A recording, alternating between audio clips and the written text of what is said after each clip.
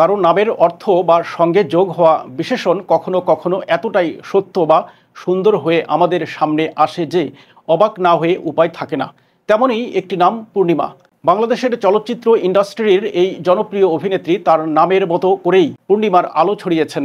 সৌন্দর্য, সহজাত অভিনয় দক্ষতা ও গ্ল্যামারাস লুক, ব্যতিক্রমী বাচনভঙ্গি দিয়ে সাধারণ দর্শক থেকে শুরু করে সবার কাছেই আলাদা একটি স্বতন্ত্র জায়গা করে নিয়েছেন। ঢাকাই চলচ্চিত্রের এক উজ্জ্বল নাম পূর্ণিমা।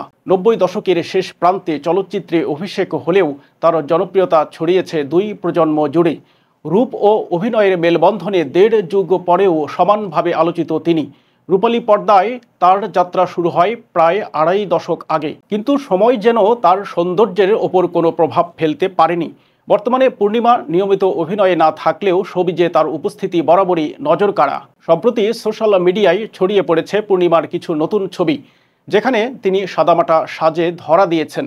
হালকা নীল সালোয়ার আর সাদা ওড়নায় মিষ্টি হাসিতে ক্যামেরার সামনে পোজ দেওয়া পূর্ণিমার রূপ দেখে মুগ্ধ হয়েছেন ভক্তরা। ছবিগুলোর নিচে অনুরাগীরা মন্তব্যে ভরিয়ে দিয়েছেন।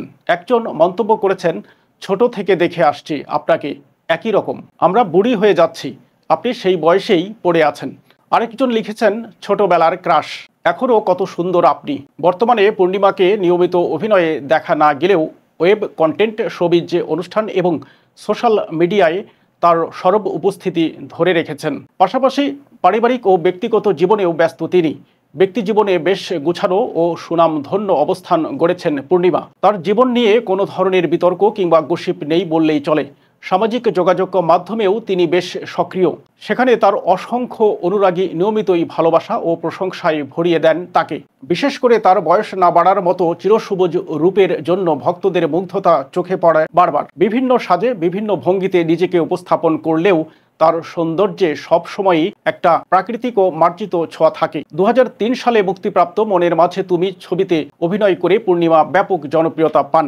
এরপর ২০০৬ সালে এস এ হক অলিক পরিচালিত হৃদয়ের কথা সিনেমায় তার অভিনয় দাগ কেটে যায় দর্শকদের মনে। সেই থেকেই পূর্ণিমা হয়ে ওঠেন বাংলা চলচ্চিত্রের এক অবিচ্ছেদ্য নাম। যদিও বর্তমানে সিনেমার পর্দায় তার উপস্থিতি তুলনামূলক কম, তবে সৌন্দর্য, জনপ্রিয়তা ও ব্যক্তিত্ব তাকে শোবিজ দুনিয়ার আলোচনার শীর্ষে রেখেছে। সময় বদলালেও পূর্ণিমার প্রতি মানুষের ভালোবাসা ও আগ্রহ একই রয়ে গেছে। সৌন্দর্য, ব্যক্তিত্ব ও প্রতিভার অনন্য মিশেলে তিনি আজও বাংলার দর্শকের মনে একটি স্থায়ী জায়গা দখল করে আছেন।